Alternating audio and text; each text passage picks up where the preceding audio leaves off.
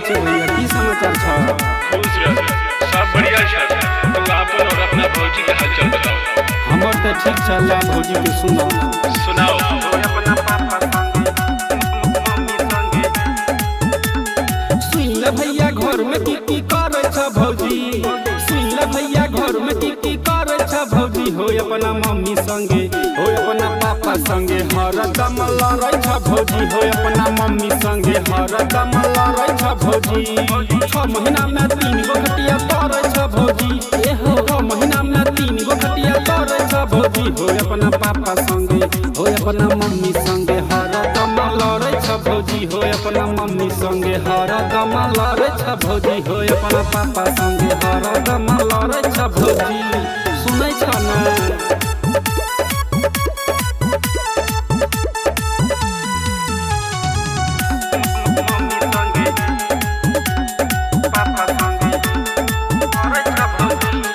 देखल छ फिल्म लाके वीवो के मोबाइल, कुर्सी पर बैठल बैठल मारै छ स्टाइल।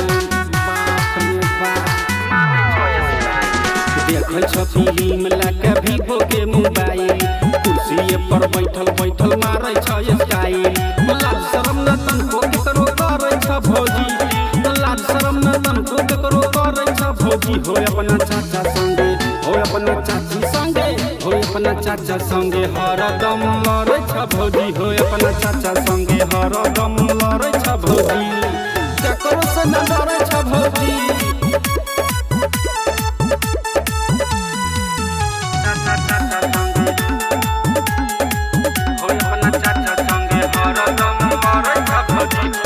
सुतल सुतल खटिए पर मांग बिस्कुट चाय, देखलिया न एहन हम मौगी हर जाय।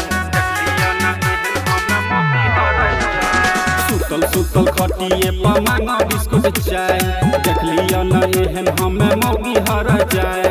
लड़ै वाला टाबर भोरे भरै छ भौजी।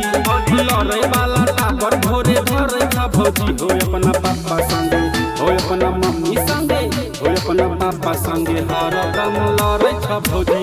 अपना मम्मी संगे हरदम लड़ै छ भौजी।